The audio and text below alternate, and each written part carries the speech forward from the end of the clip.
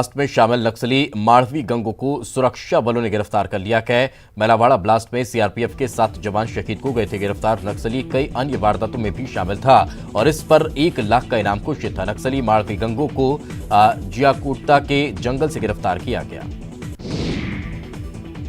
जगदलपुर में नक्सलियों ने रेलवे के काम में लगी हुई पोकलेन मशीन को आग के हवाले कर दिया। बताया जा रहा है कि कुमार साटरा और कमलूर के बीच रेल लाइन दोहरीकरण का काम चल रहा है और इसी में पोकलेन मशीन लगी हुई थी।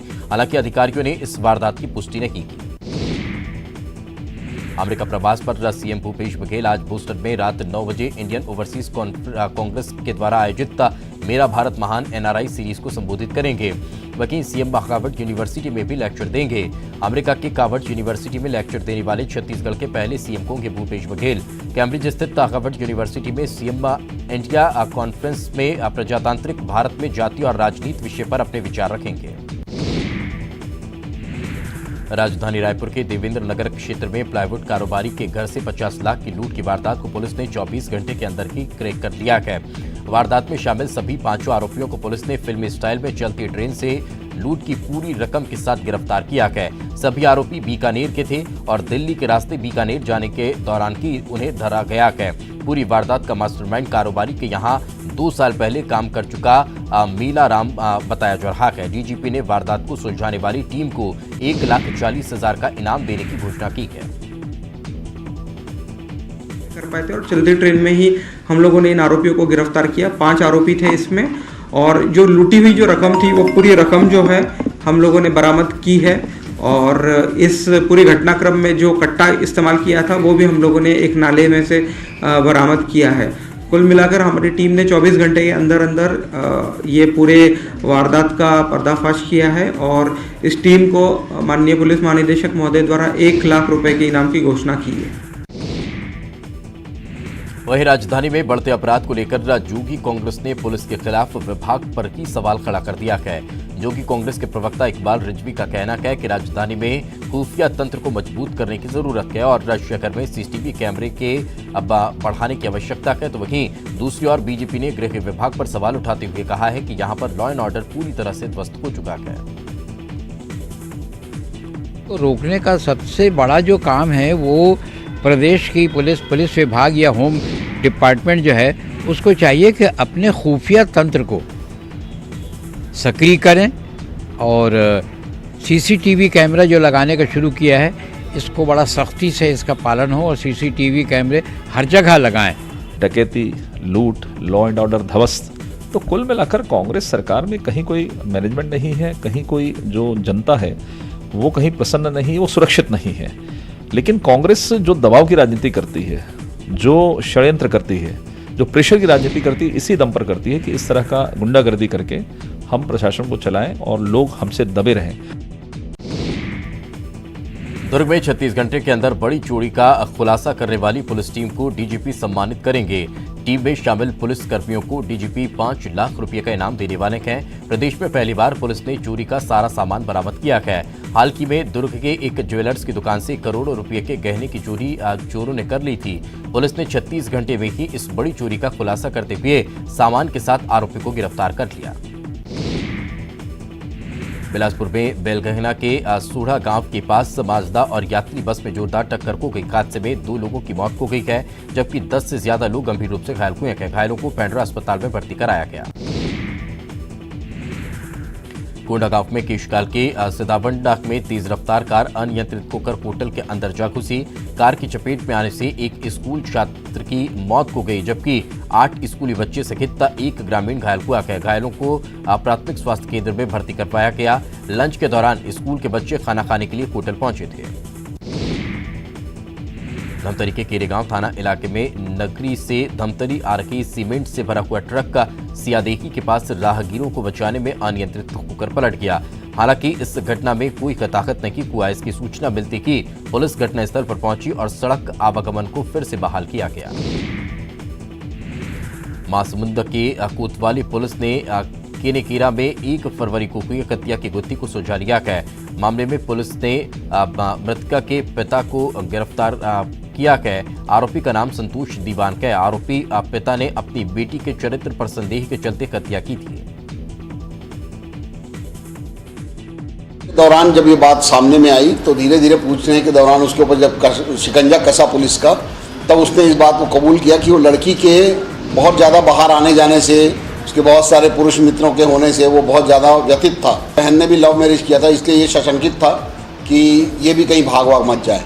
और अपने सम्मान के लिए जब दूसरे 21 तारीख को, एक दिन घटना के एक दिन पहले रात को देर रात जब ये लड़की घर वापस आई तो इसने पूछा कि कहाँ गई थी, तो उसने संतोषजनक जवाब नहीं दिया। तो उसको फिर घर से नज़दीक ही उसको पास में ले जाके उसने उसकी हत्या कर दी।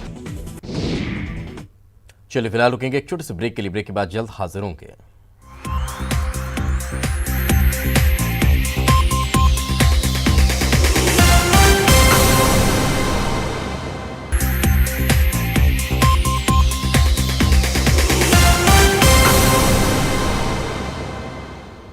ब्रेक के बाद आपका स्वागत है। कोरबा में 3 दिन से लापता बच्चे का शव कुएं में मिला है, जिसकी सूचना मिलते ही पुलिस मौके पर पहुंची और शव को अपने कब्जे में लेकर पोस्टमार्टम के लिए भेज दिया। आपको बता दें कि 12 फरवरी को अभिषेक नाम का बच्चा लापता हो गया था, जिसकी गुमशुदगी की रिपोर्ट परिजनों ने थाने में दर्ज कराई थी। बेमेतरा में भारी भरकम बिजली बिल आने की शिकायत को लेकर राका के ग्रामीणों ने बिजली कार्यालय का घेराव कर जमकर बवाल किया है, जिसके बाद वहां भारी संख्या में पुलिस बल तैनात किया गया। घंटों हंगामे के बाद पहुंचे बिजली विभाग के कर्मचारियों ने बड़ी मशक्कत के बाद लोगों के बिजली बिल को कम करने के लिए 1 महीने का समय मांगा। हालांकि लोगों ने महीने भर में बिजली बिल कम नहीं होने पर उग्र आंदोलन की धमकी दी। हो चुका है और अगले कई लोगों का 1 लाख से ऊपर हो चुका है बिजली का बिल। ये परेशानी है और हम किसान आदमी हैं। 20,000 हमारा धान, 20,000 का हम धान बेचे हैं, तो बिजली का बिल हम 28,000 कहाँ से पटाएंगे? जनवरी 2019 से बिजली बिल रेगुलर पटाते आ रहे हैं। और उसके बाद वो जो बिल है, नया बिल, किसके कई लोगों को 40,000, कई लोगों को 50,000, कई लोगों को 1 लाख से भी ऊपर आया है। ठेकेदार जिम्मेदार है। ये पूर्व में हुआ है, अभी इस समय में तो नहीं हुआ। तो ठेकेदार के जो लोग रीडिंग लेते थे वही लोग जिम्मेदार हैं इसके। धमतरी में अवैध प्लॉटिंग के खिलाफ बड़ी कार्रवाई की गई है। नगर निवेश और राजस्व अमला की टीम ने आज 3 ग्राम पंचायतों के 4 अलग अलग जगहों पर हो रहे अवैध प्लॉटिंग पर बुलडोजर चलवाया है। भूमाफिया ने कृषि भूमि पर अवैध रूप से मुरुम की सड़क भी बना दी थी, जिसे बुलडोजर से तोड़ दिया गया। साथ ही ऐसे सभी स्थानों पर आम लोगों की सूचना के लिए बोर्ड भी लगाए गए हैं, ताकि आम लोग जान न सके कि ये प्लॉट अवैध है। बताया ये जा रहा है कि शहर के करीब रुद्री, करेठा और कोलकियारी गांव में बिना अनुमति के प्लॉटिंग की जा रही थी। निवेश क्षेत्र में अवैध रूप से लोग जो है अपनी जमीन की प्लाट काट के बेच रहे हैं। तो इसके संबंध में हमने एक टीम बनाई थी, तहसीलदार, राजस्व विभाग की, निगम की और निवेश की टीम बना के पूरा सर्वे कराया गया। और सर्वे कराने के उपरांत पाया गया कि जहाँ जहाँ पर अवैध प्लाटिंग हो रही है उसको विधिवत सूचना देके और उनके विरुद्ध में जहाँ पर अवैध प्लाटिंग पाएगी उसके खिलाफ कार्रवाई की गई। रायपुर में गायत्री नगर में पॉश कॉलोनी के एक फ्लैट में कमोड में लिपटा हुआ 5 फीट लंबा सांप मिला है। कमोड से 5 फीट लंबा सांप लिपटा हुआ था। वक्त रहते लोगों की नजर सांप पर पड़ी। जरा सी लापरवाही जान पर भारी पड़ सकती थी। सूचना मिलते ही मौके पर पहुंची सांप पकड़ने वाली संस्था नोवा नेचर ने सांप का रेस्क्यू किया है। दिल्ली दरबार में कांग्रेस के वरिष्ठ विधायक अमितेश शुक्ला ने कांग्रेस की राष्ट्रीय अध्यक्ष सोनिया गांधी से मुलाकात की। इस दौरान अमितेश शुक्ला ने सोनिया गांधी के साथ संगठन और प्रदेश के राजनीतिक हालातों को लेकर चर्चा की।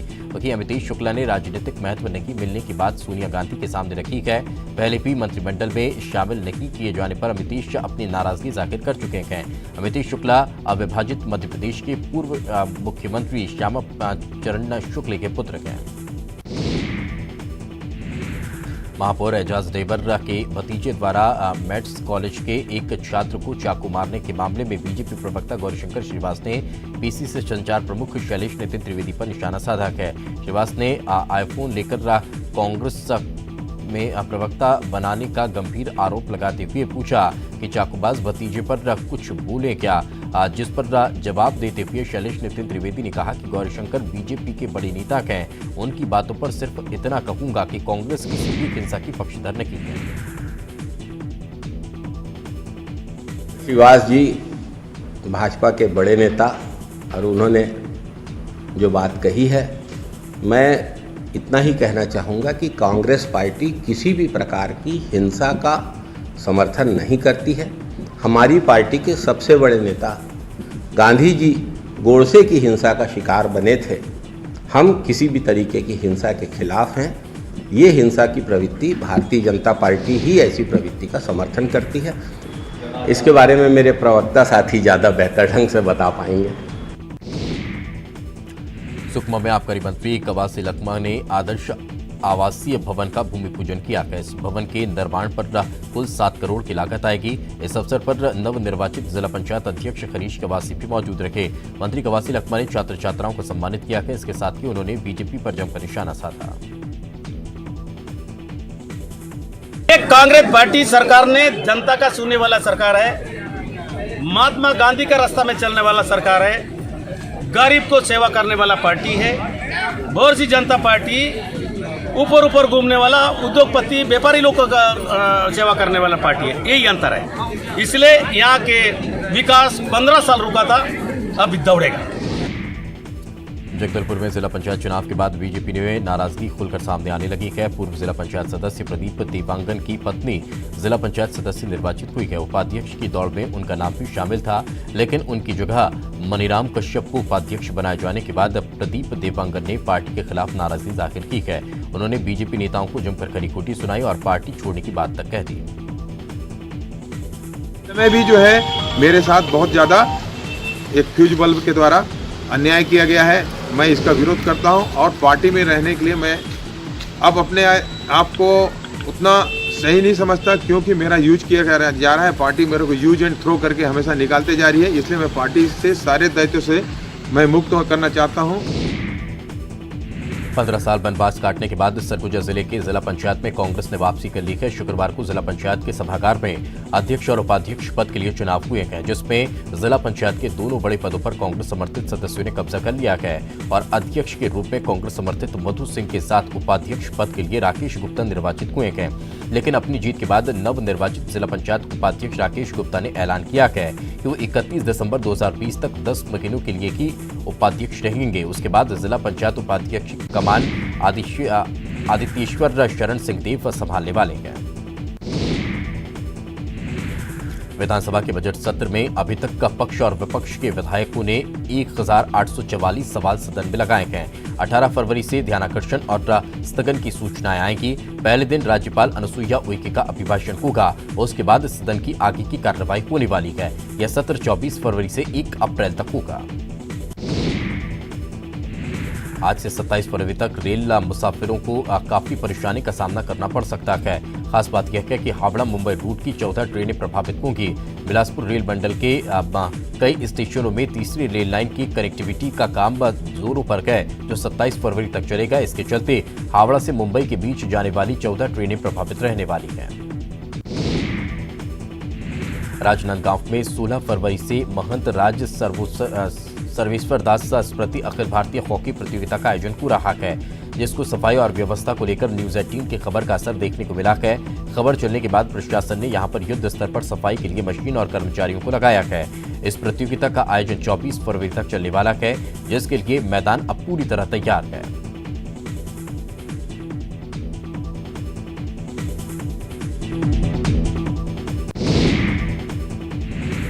गरियाबंद के राजिम में माघी पुन्नी मेले में आज से संत समागम का शुभारंभ हुआ। धर्मस्व मंत्री ताम्रध्वज साहू ने भगवान राजीव लोचन के छायाचित्र पर दीप प्रज्वलित कर समागम का शुभारंभ किया।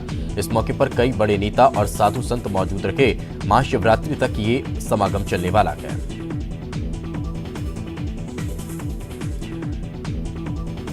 तो राजिम माघी पुन्नी मेले का आयोजन किया जा रहा है, जिसकी अपनी एक अलग ही महत्ता है और इसमें अब संत समागम का शुभारंभ हो चुका है, जहां पर संत जुड़ेंगे और धर्म की चर्चा करेंगे। तमाम विषयों पर अपने विचार यहां पर साधु संतों के द्वारा रखे जाएंगे और इस माघी पुन्नी मेले को लेकर भी यहां पर कई प्रतिक्रियाएं निकलकर सामने आई हैं।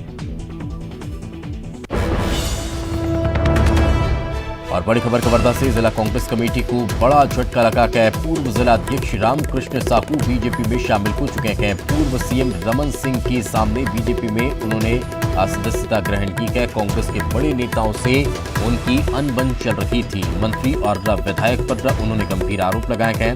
वर्तमान में रामकृष्ण साहू जिला पंचायत सदस्य हैं। तो ये बड़ी खबर निकलकर सामने आ रही है। कांग्रेस को एक बड़ा झटका लगा है। वर्धा में जिला कांग्रेस को बड़ा झटका यहां पर लगा है। पूर्व जिला अध्यक्ष रामकृष्ण साहू ने बीजेपी की सदस्यता ले ली है।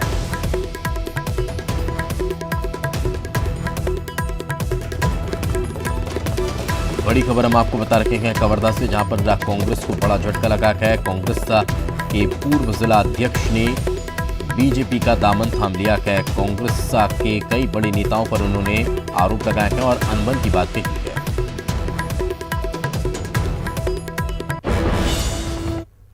और इसी के साथ इस बुलेटिन में फिलहाल इतना ही। खबरें लगातार जारी हैं।